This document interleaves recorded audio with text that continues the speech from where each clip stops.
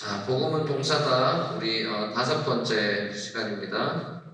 그가 오신 이유라는 제목으로 하나님 말씀 함께 나누냐. 예수님의 12제자들이 이제 모든 걸 버리고 예수님을 이제 쫓겠다 헌신한 사람들이 있죠. 근데 이 사람들이 예수님을 쫓을 때는 뭔가 기대가 있지 않았겠습니까? 그 당시에 이제 기대감은 결국 정치적인 메시아로 자기들의 나라 이스라엘을 이제 잘 살게 해줄 것 같은 이제 그런 그 모습, 그런 메시아, 소위 데빌리 킹덤이라고 이야기하는 다윗 시대에 잘 나가던 그 우리나라를 꿈꾸면서 큰 꿈을 가지고 쫓았죠. 자, 그래서 우리가 이제 복음서를 계속 읽어보면 이 제자들이 예수를 쫓아다니면서도 항상 결국 누가 이분이 잘 될 것 같은데 나중에 한 자리 하시면 누가 왼쪽 오른쪽에서 오른팔 왼팔로 서을 거냐, 우리 중에 누가 제일 잘 나가는 사람이냐, 12 중에서 끊임없이 서로를 비교하면서 우리가 누가 여기서 제일 잘 나가는 원톱, 투톱이 될 거냐, 그거에 대한 이야기들 예수님이 십자가 지시기 전날까지 계속 그 얘기를 하는 겁니다. 자, 오늘은 바로 이제 세베대의 아들로 나와 있는 야고보하고 요한이 예수님한테 와서 미리 집어넣는 거, 미리 우리 좀 잘 봐달라 청탁을 하죠. 마태복음에 보면 이 세베대의 아들인 야고보 요한과 함께 그 엄마가 옆에 있다고 기록이 되어 있어요. 엄마가 또 한술 떴어서 우리 애들 잘 봐주세요 이렇게 하는 이 고대 치맛바람 스카이캐슬을 봅니다. 야고보와 요한이 예수님께 당신의 영광스러운 자리에 오르면 우리 오른팔 왼팔로 삼아주세요, 권력에 대한 야심을 계속 드러냅니다. 높아지고 싶다 이거죠. 자, 그래서 예수님이 그 얘기를 듣고 너희 쓸데없는 소리 하지 마라 이렇게 하신 게 아니고, 그 예수님이 뭐라 그럽니까? 너희가 왼편 오른편 앉을 수 있는데, 자, 그게 무슨 말인지 너희가 네가 지금 무슨 얘기하고 있는지 잘 생각해봐라. 그래서 예수님이 단도직입적으로 하신 말이, 내가 마실 잔을 너희가 마실 수 있고 내가 세례 받는 세례를 너희가 받을 수 있냐, 이런 질문을 하시죠. 그렇죠? 그런 물음을 하시죠. 자, 이게 도대체 무슨 소리냐? 예수님 항상 약간 동문서답 같은 얘기를 하시니까. 근데 이런 얘기가 도대체 무슨 말인가? 그건 이제 제가 오늘 3포인트인데 두 번째 포인트에 가서 얘기하도록 하겠습니다. 자, 그래서 이제 예수님께서는 제자들에게 그럼 너희 중에 누가 큰 사람이고 높은 사람이고 잘 나갈 사람이냐?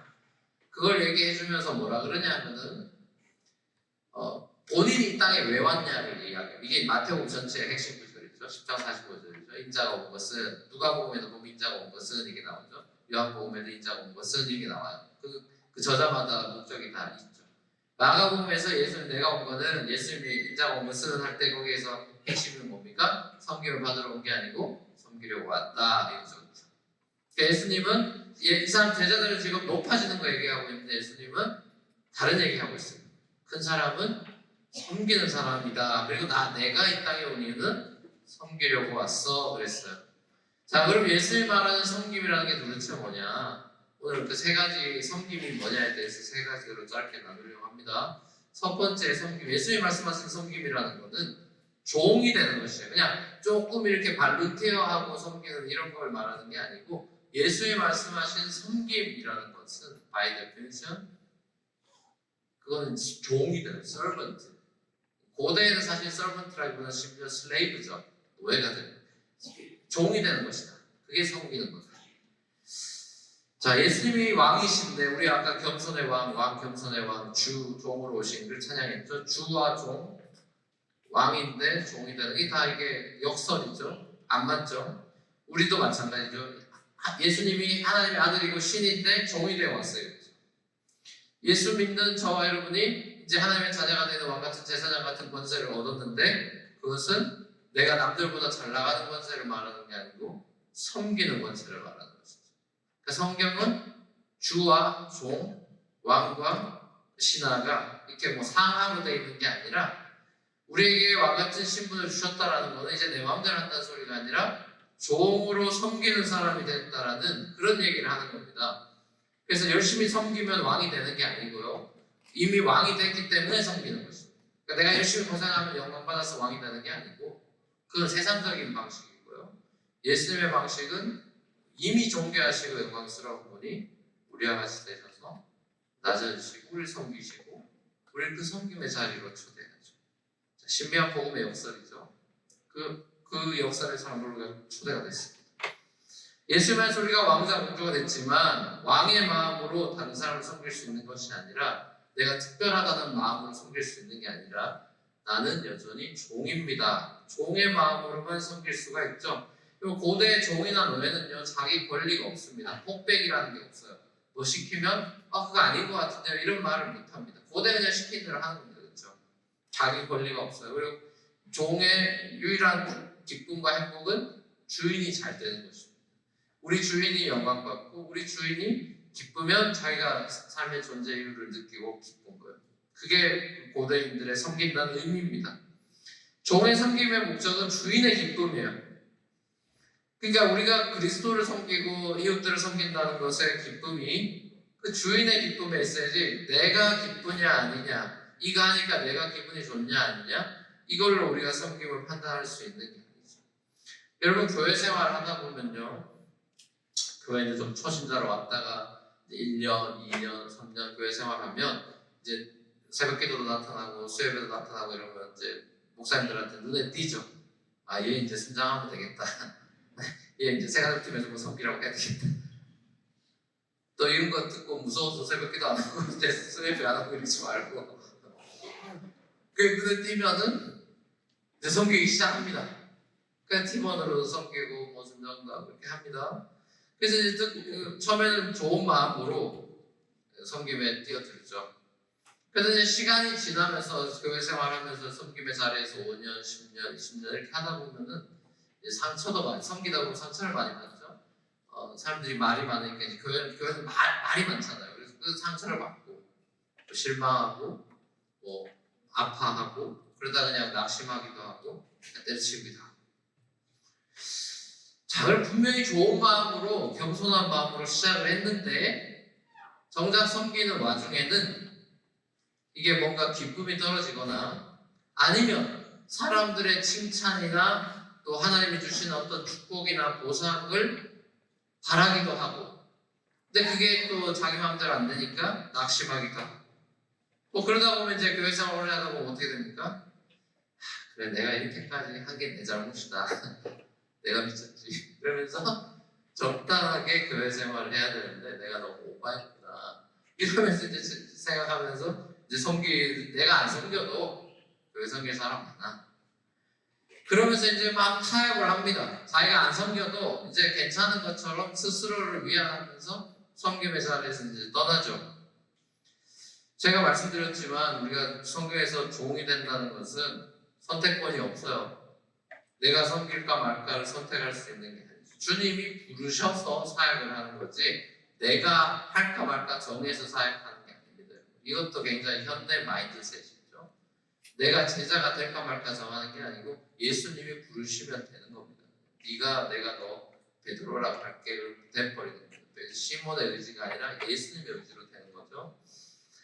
여러분 우리 안에는 교만이 있습니다. 왜 기분이 나쁩니까? 우리 안에는 교만이라는 본성이 깊이 들어있습니다. 그러니까 섬기면서도 교만이 올라오죠. 그래서 기분이 나빠져요. 부딪히기도 하고. 이 겸손이라는 게 우리 안에 내추럴로 있는 게 아니기 때문에 섬김의 현장에서 그래서 어려운 거죠. 예수님께서 오늘 본문에처럼 이 땅에 섬김을 받기 위해 온 게 아니라 섬기러 왔고 종으로 오셔서 하늘 영광 다 버리고 우리 봉헌성 때마다 하늘 영광 버리고 그렇게 시작하죠. 하나님 영광 버리고 이 땅에 오셔서 인간의 몸으로 오셔서 아버지 뜻대로 행한다. 요한복음 보면 내가 하는 말은 다 내 말이 아니고 아버지가 주시는 말만 한다. 들은 말만 한다. 그런 얘기 많이 하시죠. 내 영광 구하러 온 게 아니다. 하나님 영광 위해 살아간다. 그런 얘기를 예수님이 많이 하셨습니다. 겟세마네 기도에서도 내 뜻대로 마옵시고 내 원대로 마옵시고 아버지의 뜻대로 되기를 원합니다. 이렇게 3번 기도하는 장면을 보죠. 결국 여러분 모든 우리 신앙생활, 그리스도인의 삶, 섬김은 말할 것도 없고 우리 안에 깊이 뿌리 내려야 되는 이 마음이라면 결국 겸손일 것입니다. 겸손. 성 어거스틴이 말했듯이 첫째도 겸손이요, 둘째도 겸손이요, 셋째도 겸손일 텐데 이게 우리의 그 존재 방식이 돼야 되는데 이유는 2가지입니다. 그 모레이 박사님 말처럼 우리가 첫째는 피조물이기 때문이고 두 번째는 우리가 죄인이기 때문이다. 왜 우리가 겸손할 수밖에 없느냐? 우리는 피조물이고 우리는 죄인, 더더군다나 죄인이기 때문에 하나님 앞에서 겸손할 수밖에 없다. 이 땅에서 일어나는 모든 비참한 일들, 총기 사고를 비롯한 안타까운 일들, 전쟁들, 피 흘림, 가족 간의 갈등, 야심과 권력 다툼, 모든 상처 주고받음, 괴로운 삶. 자, 이것의 근원이 또 어디에 있습니까? 나의 교만과 다른 사람의 교만의 근원이 있죠. 반면에 의의 뿌리는 겸손이죠. 교만 때문에 인류가 파멸이 왔다면은 예수님의 겸손부터 다시 시작된 새 생명, 그 의라고 하는 것은 이 땅 가운데 새로운 삶으로 우리를 초대해 주셨죠. 첫 번째 아담의 교만으로 인해 이 땅이 다 저주를 받았지만 마지막 아담인 예수가 이 땅에 오셔서 어떤 모습으로 사는 게 참 생명의 삶인지 보여주시면서 예수가 보여준 그 섬김과 겸손의 삶이 이 땅 가운데 하나님 나라에 이르고 가는 시작점이 됐죠. 여러분, 겸손한 사람이 되고 싶다. 그런 생각, 교회 다니면 그런 생각 안 한 사람이 없을 겁니다. 내가 교만하다는 생각을 많이 하게 될 테고, 나 겸손해야 되는데, 이런 생각 많이 할 겁니다. 자, 그게 좋은 생각이에요. 내 안에는 겸손이 없다라고, 겸손한 사람은 본인이 겸손하다고 생각하지 않죠. 그렇죠? 그게 아이러니죠. 진짜 겸손한 사람은 내가 그래도 이 정도 겸손한 거 아니야 라고 생각하지 않죠. 그거가 이미 교만인 것이죠. 그러니까 교만을 우리가 물리칠 수 있는 유일한 대안이고 무기는 그리스도의 겸손밖에 없죠. 사실은 겸손도 내가 만들어낼 수 있는 본성이 아니기 때문에 그리스도 앞에서 서고 그리스도의 그 겸손으로 우리가 물들어야 되는데, 그걸 바울은 항상 그리스도의 겸손의 옷을 입어라 이런 식으로 표현을 많이 하죠.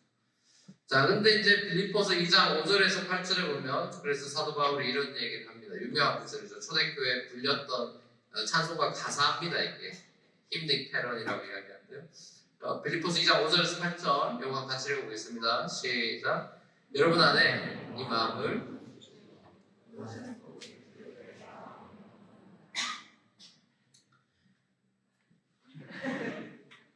그렇군요. 제가 읽어드릴까요? 네, 제가 읽어드릴게요.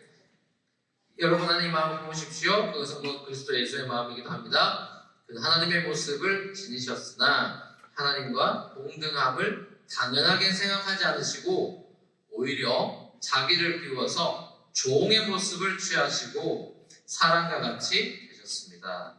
그는 사람의 모양으로 나타나셔서 자기를 낮추시고 죽기까지 순종하셨으니 곧 십자가에 죽기까지 하셨습니다.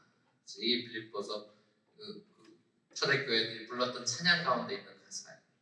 여기 보면 예수님의 삶은 계속 내려가는, 헬리나오의 표현을 따라 하향지향적인 삶입니다.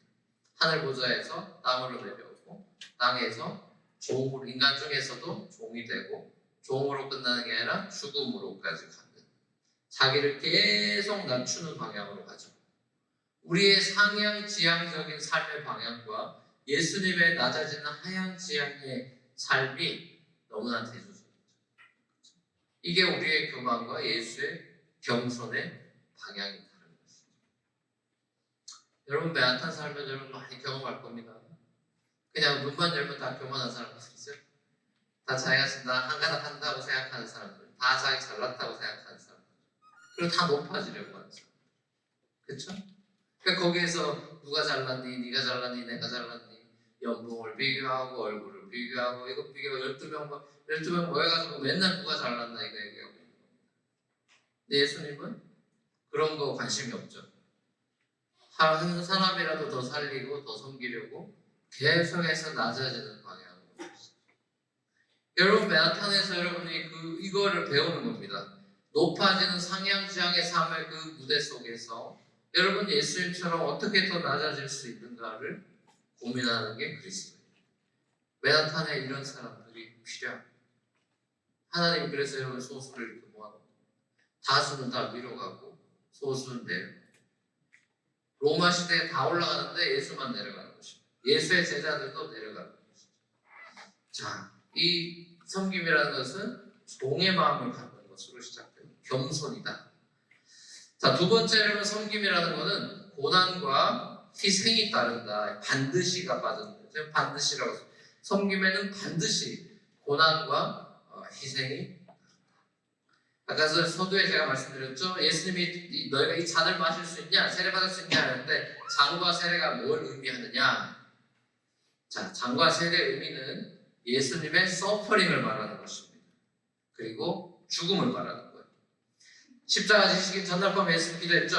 하나님, 아버지여, 이 잔을 내게서 옮겨주십시오.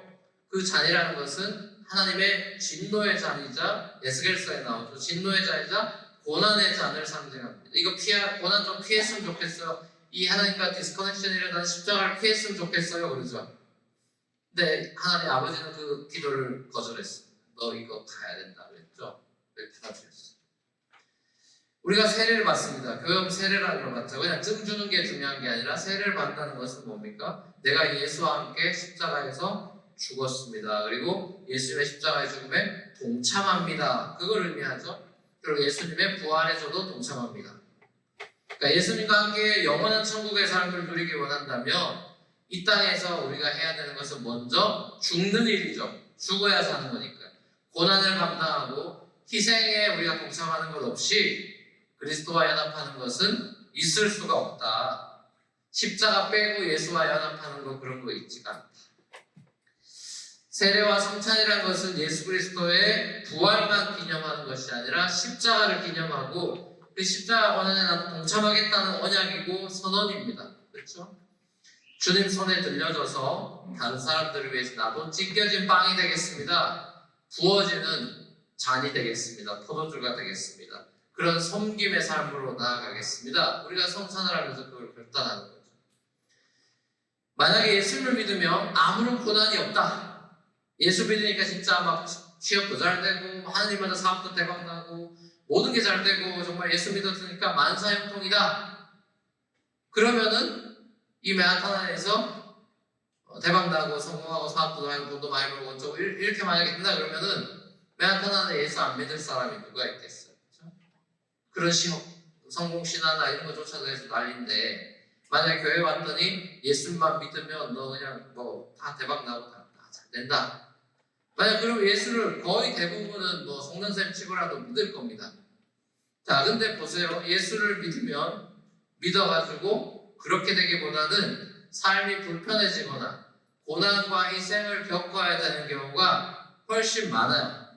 제가 예전에 간증한 적도 있습니다. 저희 아버지 목회자신데 목회자 되기 전에 은혜 많이 받으셔가지고 그 한국에 옛날 70년대 부흥회 같은 게 많아서 일주일 동안 시골에서 부흥회하면 부흥 강사 그 당시에 와가지고 막 이렇게 옛날에 되게 웃깁니다. 옛날 봉사들 어떻게 하냐면 교회 이제 건축 많이 하고 있을 때니까 자 100만 원 헌금할 사람 손 들으라고 막 경매처럼 막 나옵니다. 그 100만 원 막 손 들고 그 다음에 자 100만 원 받고 200만 원 나오세요. 200만 원 들고 막 이러는 시절 옛날 웃기죠. 지금 상상할 수도 없는 일이죠. 근데 그래서 저희 아버지가 그때 그런 부흥에 참사하셨다가 그 당시에 제일 큰 금액이 500만 원이었는데 500만 원에 아버지가 손 들었어요. 엄마 뒤에서 이제 또 실로 감고 이러고 있고 아버지 앞에 손 들었어. 그리고 이제 집에 와가지고 이제 여러분 생각하기에는 이제 죽었다 이 남자 정신없는 남자다 집 팔고 다녀야 되는 건데 근데 어머니와 아버지 같이 얼싸안고 잘했다고 춤추면서 하나님 찬양했답니다. 그러면 하나님 전재산다 바쳤으니까 그때 그 당시에 그 삼사관학교라고 영천에 있는 거기서 여관 같은 거 하숙치는 그런 거 하시면서 살았는데 다 팔고 이제 다 하나님한테 갖다 바치고 교회도 그 동네 교회도 아버지가 벽돌 날라가서 교회 다 짓고 그랬는데 이제 그런 거 하면은 여러분 같으면 어떻게 해요? 하나님 양심이 있으면 축복해줘야 되는 거 아니에요? 하나님 돈도 좀 주고 이제 이렇게 다운페이 했으면 그 다음 더 와야 되는 거잖아. 근데 어떻게 됐을까요? 그 이후로 우리는 쭉 가난했어요. 할아버지 뭐 숨겨둔 땅 있고 이런 거 없어. 그 이후로 쭉 가난합니다. 교회 개척에도요 지하에 상가에서 살아야 되고 저 뭐 설교 여러 번 했죠. 주소도 없는데 저 학교에서 살았고 산에 어디 무덤 몇 개 지나고 가면 집이 나옵니다. 밤에 걸어갈 때 약간 나이 어리니까 무섭기도 하고 맨날 뒤돌아보고요. 뒤에 누가 쫓아오나 그 나무에 뭔가 허옇게 이렇게 매달려 종이 봉지 비닐봉지 같은 거 막 밤에 이렇게 돌아다니고 이러면은 귀신인 줄 알고 막 달려가고 그랬어요. 여러분 그 예수 믿고 고난이 따르고 희생이 따르고 자식들이 고생하고요. 이번 제가 브라질도 갔더니 선교사님 자녀들 고생 많이 하고 그렇게 합니다, 여러분. 그렇죠? 그러면은 그러니까 목사 되면 안 돼. 그러니까 선교사 함부로 헌신하지 마라. 가족들 다 고생한다. 그게 영광스러운 삶입니다, 여러분. 그게 영광이에요. 세상 사람들은 그게 영광인지를 모르죠. 주님을 위해 섬길 수 있다라는 기쁨은 아무나 누릴 수 있는 게 아니에요. 그건 아무나 누릴. 같이 교회 다니고 같이 예수 믿어도요. 기쁨의 보상이 다른 것입니다. 우리 서로 받은 그 기쁨은 알 사람이 없다. 저장 니코디무스. 그 찬송가 가사죠. 그 사랑에 빠진 사람은요. 그 기쁨 안에 있는 사람은 그 섬김이 괴롭지가 않아요. 이게 그걸 해본 사람만 누리는 영광이죠. 크든 작든 희생이 없는 섬김이라는 것은 섬김이 아니죠. 희생이 없는 섬김이라는 것은 발론티어고요. 교회에서도 얼마든지 그거 할 수 있고 그 자기 의를 위해서도 얼마든지 할 수 있고 자기 만족감을 위해서 할 수 있는 그런 취미생활이 될 수 있죠. 교회를 그렇게 취미생활 같이 내가 좀 도와준다는 식으로 그래서 봉사라는 단어를 싫어하는데 내가 뭐나 되는 것처럼 뭐 해주는 것처럼 여긴다는 건 정말 웃기는 일이거든요. 내가 섬길 수 있다라는 건 나 같은 게 섬길 수 있다라는 게 기쁜 것이지 내가 대단한데 이 교회 와서 내가 이거라도 해준다라는 식으로 얘기하는 건 완전히 틀려먹고 그게 예수님이 제일 싫어하는 서기관과 바리새인들의 자기 의로 둘러싸인 사람들의 에리트입니다. 교회 생활하면 그거 제일 조심해요. 그럼 많은 사람들이 섬김 앞에 머뭇거립니다. 이거 내가 할 수 있을까? 내가 이거 하면 어떤 일이 벌어질까? 내가 하나님 어디로 오라고 하시면 내가 거기 가면 거기 날씨는 어떤가? 거기 가면 내가 먹고 살 수 있나? 여러 가지로 조건들을 막 생각합니다. 하나님의 뭔가 부르심이 있는데도 불구하고 금세 인간적이고 또 경제적인 관점에서 문제를 생각하고 또 생각하고 또 오버띵킹하면 여러분 그 바둑에서 장수의 그 악수를 준다고 장거에 악수 준다고 오버띵킹 하면은 좋은 결론이 안 날 때가 사실은 더 많죠. 뭐든지 심플하게 하는 게 더 좋을 때가 많아요.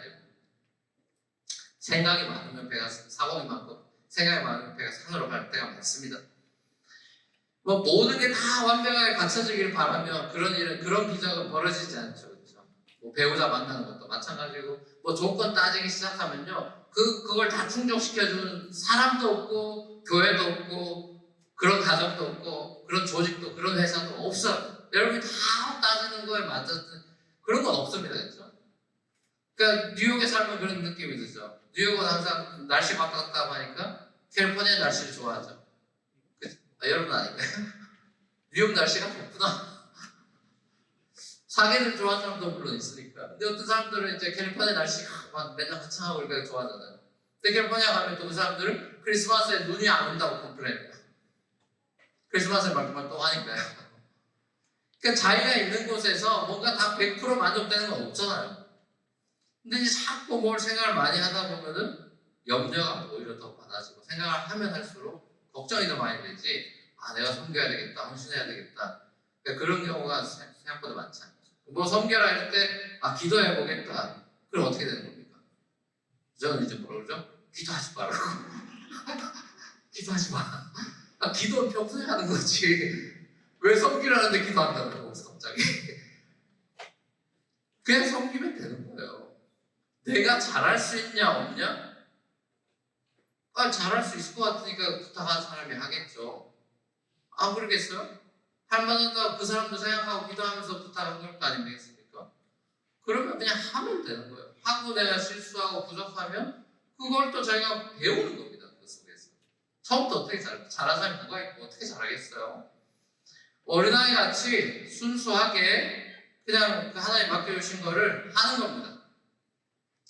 제가 이번에 그 브라질 여성 선교사 수련회 다녀오면서 그분들 정말 이름도 없이 빚도 없이 20년, 30년, 40년 그 브라질 아마존 같은데 아무것도 없는 그런 데도 헌신한 그런 분들도 이게 오랜만에 초대해서 제가 이렇게 같이 지내면서 저도 은혜를 많이 받았지만 근데 그분들 앞에 제가 참 너무 감사했던 거는 이분들 평생의 헌신에 대해서 이게 자그마한 그 기프트 같은 거지만 하나님이 이렇게 이 사람들을 위로해 주시는구나.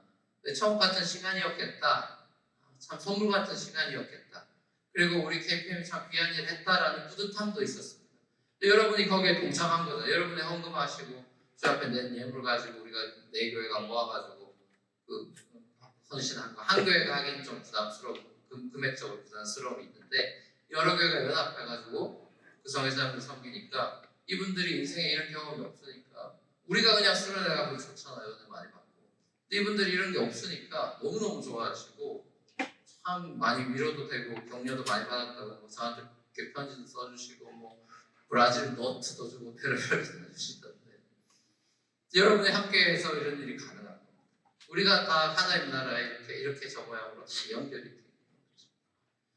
여러분 우리나라 장로회, 우리 장로교회, 한국엔 장로교가 많죠. 한국에 장로교가 많은데 우리 대한민국의 장로교를 소개한 최초의 선교사가 누군지 아세요?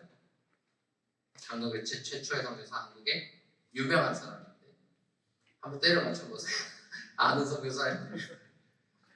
네, 언더우드입니다. 들어봤죠? 언더우드가 저 장로교 최초 선교사인데 이분이 원래 영국 그 런던에서 태어났고 13살에 미국으로 이제 넘어왔어요. 이민 왔어요. 그리고 대학을 어디 나왔냐면은 대학을 NYU 나왔어요. 언더우드가 NYU 출신이야. 그리고 이제 신학은 뉴저지의 뉴 브런스윅에 있는 그 신학교에서 공부하고 우리 조선으로 이제 선교사로 파송받아가지고 25살에 우리 조선에 옵니다. 똑같은 배 타고 온 사람이 똑같은 날 똑같은 배 타고 온 사람이 또 하나 미국에서 온 사람 한 사람 더 있어요. 이 사람도 잘 알려진 사람. 미국 북감리교 출신의 언더우드 하면 항상 패키지로 나오는 분 있죠. 아펜젤러. 이분도 1885년에 부활절에 인천 제물포항으로 배 타고 이 아펜젤러도 뉴저지 출신이에요. 뉴저지 드류 신학교 출신. 뉴저지 좋은 곳인 것 같아요.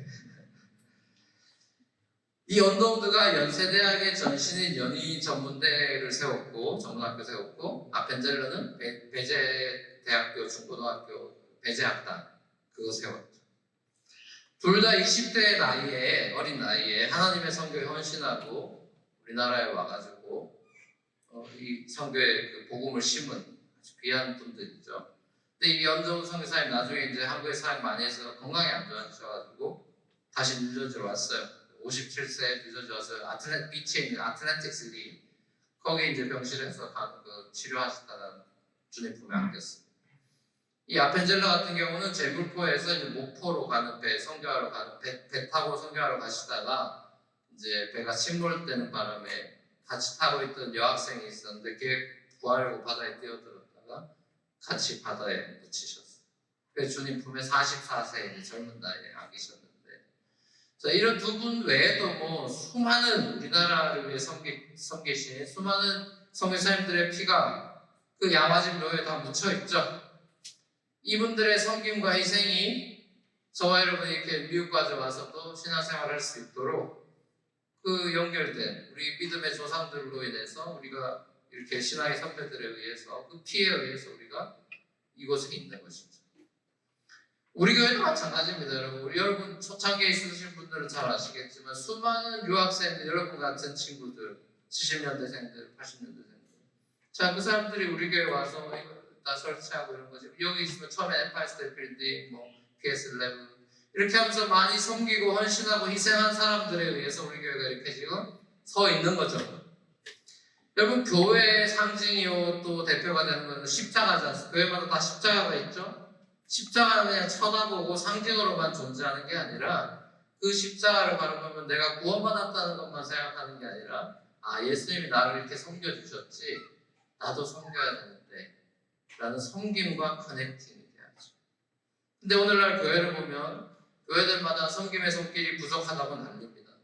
특별히 팬데믹 때문에 희생과 섬김을 멀리하고 그냥 편하게 나 혼자 조용히 신앙생활을 해야 되겠다 라는 그런 움직임이 교회들마다 너무 많대요. 그런 얘기들 주위에서 많이 들어요. 교회 안에서 섬김과 희생의 십자가가 없다면 그럼 교회는 교회로서의 매력을 잃는 거죠. 섬김과 희생이 없는 교회는 말 그대로 십자가 없는 교회인 셈입니다. 교회가 십자가가 없어요. 여러분 상상해도 됩니까?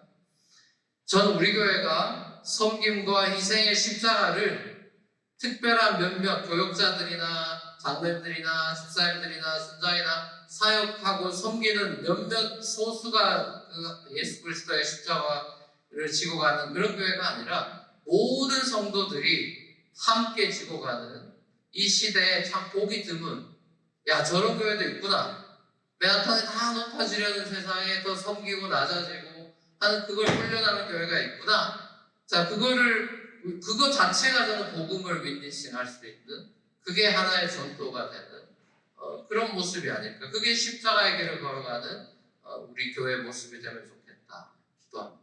여러분 기도하십시오. 그런 교회가 매력적이에요. 그렇죠? 화려한 교회가 매력적인 교회가 아니라 예수 그리스도의 삶을 카피하는 성도들이 모인 교회가 짱이죠. 짱이라는 게 좀 올드한가? 멋있죠. 마지막 세 번째입니다. 세 번째. 자, 섬김이 곧 성공이다. 서비스가 결국 석세스. 서비스와 석세스는 다른 게 아니에요. 서비스가 곧 석세스. 저도 예수님 왼팔 오른팔이 누굴지 이 본문 읽을 때마다 궁금합니다. 그리고 제가 그 옆에 있으면 좋겠다 이런 망상도 가져봅니다. 나도 예수님 옆에 있으면 얼마나 좋을까. 궁금한 것도 다 물어보고 얼마나 좋을까. 자, 물리적인 그런 세상으로만 생각하니까 이런 생각을 하는 거겠죠. 그렇죠? 천국에 그런 하나 예수님과 거리감이 있겠어요? 그럼 천국이 아니겠죠. 예수님하고 다 얘기할 수 있을 거예요. 여기서 왼팔 오른팔이라는 건 하나의 상징이겠죠. 예수님이 우리에게 가르쳐주고 싶은 건 네가 당연히 예수님은 나타나시면 옆에 있는 거니까요. 예수님은 우리에게는 언제든지 나타나실 수 있고 언제든지 우리 함께 계시기 때문에 뭐 왼쪽이냐 오른쪽이냐 건 사실상 무의미하죠. 예수님이 가르쳐주고 싶은 거는 네가 정말 내 옆에 있고 싶고 왼쪽이든 오른쪽이든 나와 함께 있고 싶다면 너는 섬기는 사람이 돼야 돼. 왜? 내가 섬기는 자리에 있으니까.